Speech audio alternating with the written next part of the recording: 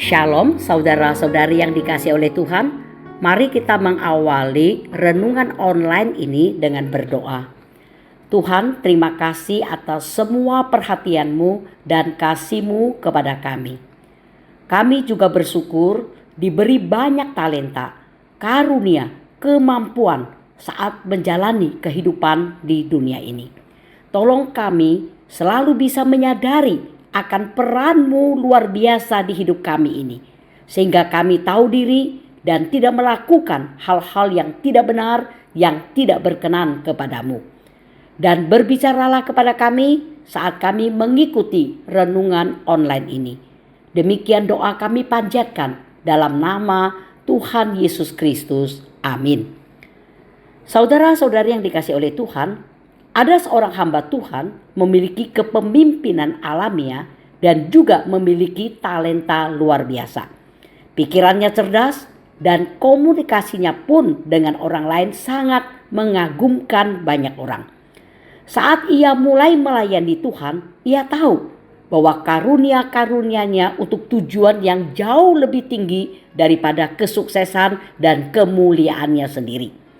Dia telah hidup dengan kesadaran yang mendalam akan panggilan Injil, dan ia pun mendedikasikan kemampuannya untuk memuridkan orang-orang dalam kebenaran Injil Yesus Kristus yang mengubah hidup.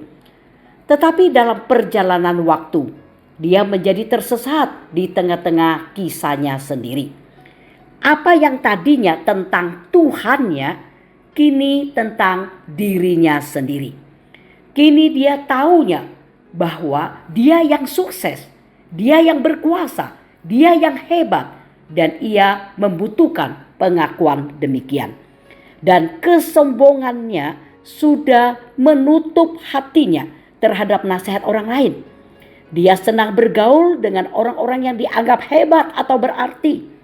Dia senang menceritakan kisah-kisah tentang kebangkitan dirinya, kehebatan pelayanannya, dan ia senang mengajak orang-orang berkeliling di kerajaan pelayanannya.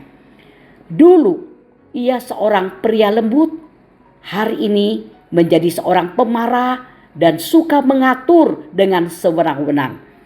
Dulu dia memimpin dengan dorongan dan visi dari Allah. Sekarang dia memimpin dengan intimidasi dan perlakuan buruk, sehingga kisahnya adalah kisah tentang kemerosotan rohani. Dan tidak lama kemudian semua yang telah dibangunnya pun menjadi runtuh. Saudara-saudara, mungkin ada yang bertanya, mengapa Allah membuat orang-orang tertentu menjadi besar dan memberkati mereka dengan karunia-karunia yang hebat, serta menyediakan sumber daya yang besar kepada mereka, dan menjadikan mereka orang-orang yang cerdas, berdedikasi, tetapi akhirnya mereka menjadi tersesat? Saudara-saudara, Alkitab berulang kali mengingatkan bahwa kebesaran manusia bukanlah tujuan akhir Allah menciptakan manusia, tetapi itu justru sebagai sarana untuk mencapai akhir yang diharapkan Allah. Jadi, Allah tidak mencurahkan kebesaran atau kehebatan kepada manusia agar mereka bisa menikmati kemuliaan atas diri mereka sendiri dan agar mereka disembah atau dipuja-puja oleh orang lain.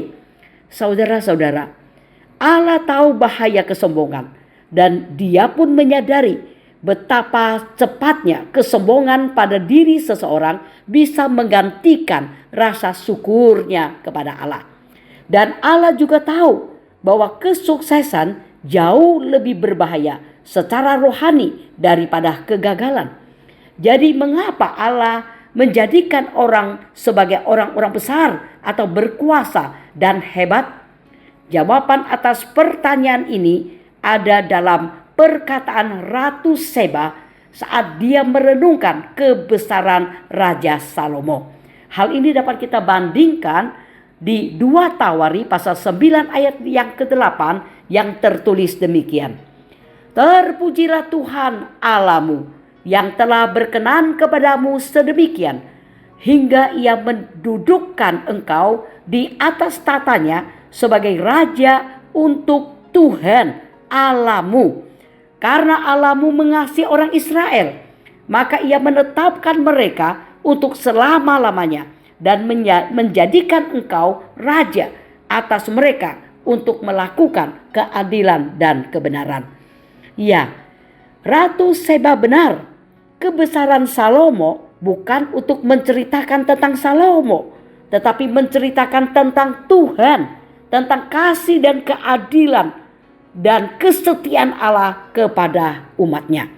Jadi, kebesaran manusia bukanlah sesuatu untuk dimiliki bagi dirinya sendiri, melainkan sebuah sarana yang diberikan Allah demi umatnya bisa memuliakan Allah atau demi pewartaan kemuliaan Allah sendiri.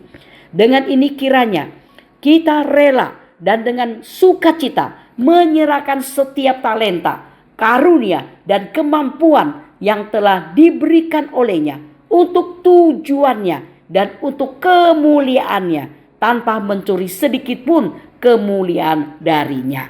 Amin. Mari kita berdoa. Tuhan, terima kasih atas semua karunia, kemampuan, kehebatan yang ada pada kami, yang semuanya berasal dari Engkau sendiri. Tolong kami bisa bersyukur kepadamu atas semua pemberian-Mu ini, dan juga bisa menyadari bahwa semua talenta, kemampuan, kehebatan yang dari-Mu tersebut adalah sarana bagi kami bisa memuliakan-Mu, sehingga kami pun tidak menyalahgunakan sarana yang Engkau berikan untuk kemuliaan diri sendiri. Namun semua sarana tersebut dapat dipakai hanya berfokus bagi kemuliaan-Mu saja. Demikian doa kami panjatkan dalam nama Tuhan Yesus Kristus. Amin.